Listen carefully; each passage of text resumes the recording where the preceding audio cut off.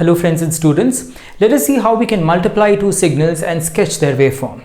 And do not forget to like, share and subscribe the channel.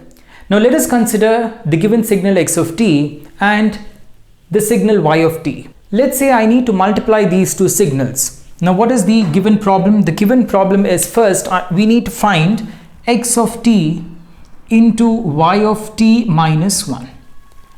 So the given signal x of t has to be multiplied with y of t minus 1 and I need to find the resultant waveform. To do that, first find out y of t minus 1. So what is y of t minus 1?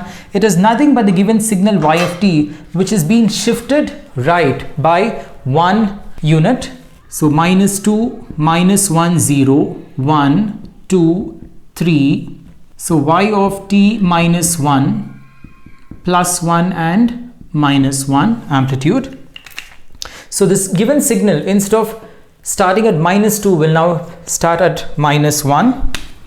So minus 1, it becomes plus 1 the amplitude, and then it drops down to 0 and then to minus 1, and then the value will remain at an amplitude minus 1 till time t equal to 1, come to 0 at t equal to 2, and then become equal to 1 at t equal to 2, and then will remain 1 till t equal to 3. So the given signal has been shifted right by 1 unit, and these two signals have to be multiplied. All right, so if these two signals have to be multiplied, what is the resultant waveform? So how do we draw the resultant waveform? So let the resultant waveform be z of t. Now these two signals, x of t and y of t minus 1, is 0 till t equal to minus 1, right? So minus 1, 0, 1, 2, 3. So the given signal will remain 0 till t equal to minus 1. Now x of t from minus 1 to t equal to 0, the value is negative.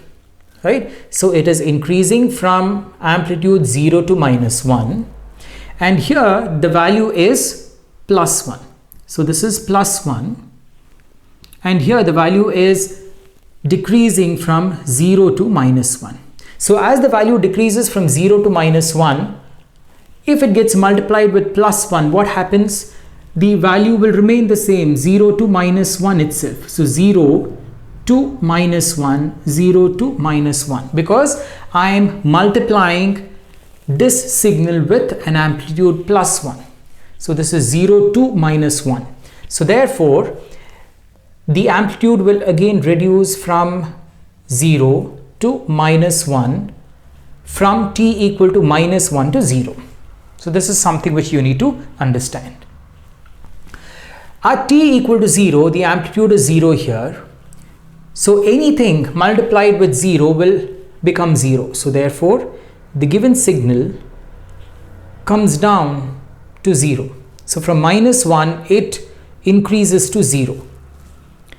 Next, the given signal from t equal to 0 to 1.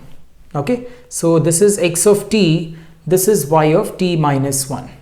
So from 0 to 1, it is increasing from 0 to plus 1, and here it is constant at minus 1. So here it is increasing from 0 to plus 1 into minus 1. So anything into minus 1 will remain minus 1 itself. So instead of increasing from 0 to 1, now it will decrease from 0 to minus 1, because the entire waveform is just being multiplied with minus 1. I've written it here. So from 0, it decreases to minus 1. Next, from t 1 to 2, from t varying from 1 to 2, x of t is 1. And here the signal increases from minus 1 to 0. So from minus 1 to 0. So whenever any signal gets multiplied with 1, it remains the same. The waveform remains the same, right? So from 1 to 2, again the signal will increase from minus 1 to 0. Next, from 2 to 3, what is x of t? X of t will reduce from 1 to 0, and here 2 to 3, it is constant at 1, right? It is constant at 1. So therefore the value immediately shoots up to 1. 1 to 0 into 1 remains the same. So this waveform remains the same because we are multiplying this with 1. So again the waveform reduces from 1 to 0, and then after time t equal to 3, here in x of t as well as in y of t minus 1, the value is 0, so this remains 0 here. So this is the final waveform. So what is z of t? Z of t is x of t into y of t minus 1. So it is better to consider segment by segment and multiply the two waveform amplitudes and then draw the resultant waveform. So let's take another example. For the same waveforms x of t and y of t, let us find out z of t, where z of t is x of t minus 1 and y of minus t. So before we multiply the two signals, we have to first draw x of t minus 1 and y of minus t. So what is x of t minus 1? X of t minus 1 is x of t, which has been shifted right by 1 unit in time. So we have minus 1, 0, 1, 2, 3 and 4. So the entire signal x of t has been shifted by 1 unit. So the given signal remains 0 and then drops down to an amplitude minus 1, becomes 0, and then increases from 0 to 1, and then again remains constant and drops down to 0 at t equal to 4. So this is x of t minus 1. Next we need to draw y of minus t. This is minus 2, minus 1, 0, 1, 2, and I need y of minus t, amplitude plus 1 and minus 1. So what is y of minus t? It is nothing but the given signal. So it is the given signal which has been flipped along the y-axis. So you take the mirror image along the y-axis. So what exists at 2 will now be at minus 2. So from minus 2 to minus 1, the given signal will be 1, then becomes 0. Here from 1 to 0 it is reducing. So here from minus 1 to 0 it reduces, and then remains constant, becomes 1 at t equal to 1, remains constant at 1 from 1 to 2, and then again comes back to 0 at t equal to 2 and remains 0, right? So you observe that y of minus t is nothing but y of t, where I flipped the signal along the y-axis. Now these two signals have to be multiplied. So observe that from t equal to minus 2 to 0, what is x of t minus 1? It is 0. So from minus 2 to 0, x of t minus 1 is 0 here. So irrespective of the amplitude of y of minus t, 0 into anything is 0, right?